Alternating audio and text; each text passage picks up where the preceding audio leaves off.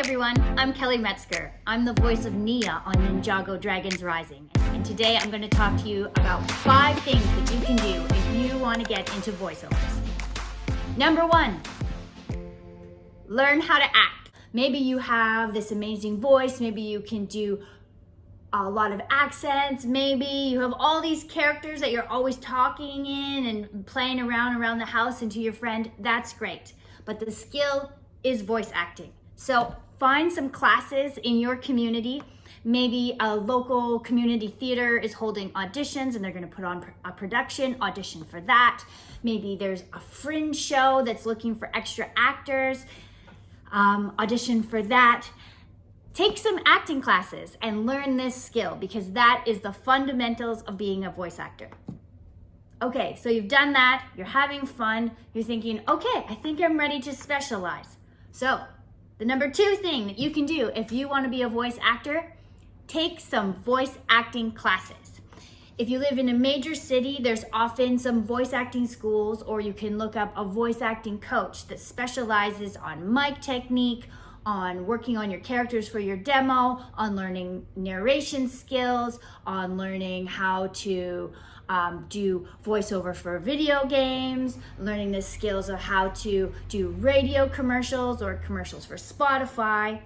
So you're going to take some classes there and work on building your repertoire and developing your vocal techniques.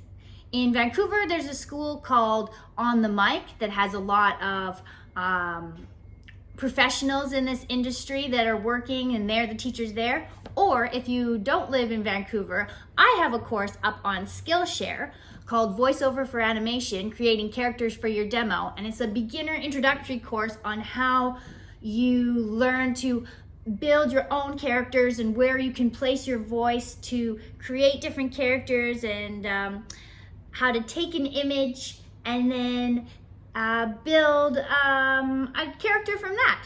So if you're interested in that, I have a link below and you can try Skillshare for free for a month. The number 3 thing you need to do if you want to get into voiceovers is make a demo. So you've taken your acting classes, you found a voiceover coach or a voiceover class and you've specialized in that. You've picked what you think is going to be your specialty in voiceovers. Maybe it's animation, maybe it's commercials, maybe it's narration.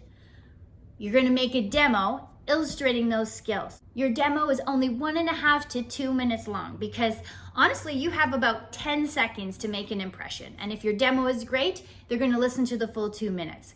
So we want to find 6 to 8 characters if you're doing an animation demo, and just little clips of all the different things that you can do.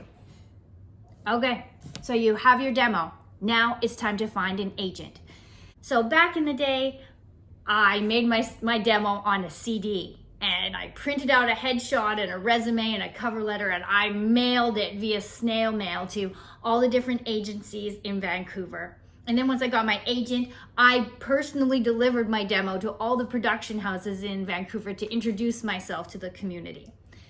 Nowadays, I don't think you would deliver a hard copy. Maybe you would create a SoundCloud account and put your demo up there, and then make a really slick email with your cover letter and your experience, your resume, your headshot, and a link to your demo. You do it an email that way. Or maybe you would create a website and have a link to your website along with your cover letter so they can show that you are a professional in this field and that you should start. Number 5, going out to auditions. Again, this has changed. Before the pandemic, we used to go out to auditions, but now almost all auditions happen at home. So how that works is you get an email with some images, a character description, and the sides, which is the script of your character's lines, maybe 30 seconds to a minute of what your character might say. And you work on that at home, you record it in your own equipment, and then you send it out to an MP3 file. And they pick their choices from that. You do not need fancy equipment when you're first starting out. I just have a USB mic that hooks into my phone, and I edit it on GarageBand. It's about the quality of your acting. That's what's going to get you the job. So it goes all the way back to the number 1 thing you need to do if you want to be a voice actor is learn how to act. So let's review them again. Number 1, take some acting classes. Number 2, take some voiceover classes and specialize in that. See what your strength is. Is it animation? Is it narration? Is it commercials? And focus on that first as you build your repertoire. Number 3, make a demo. 2 minutes max. Make it tight, make it professional, make it sound like you know what you're doing. And if you want some help with that, you can check out my Skillshare course.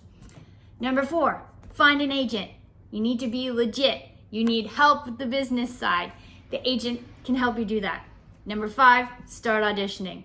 And let me tell you, when you start auditioning, you're gonna be so excited, but you're gonna get a lot of rejections.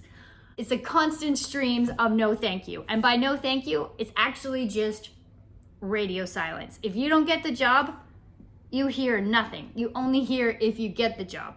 You're constantly putting yourself out there. You're being as creative and as open and as funny as you can be. And if you are what they are looking for, and if you are excellent, you're gonna get the job.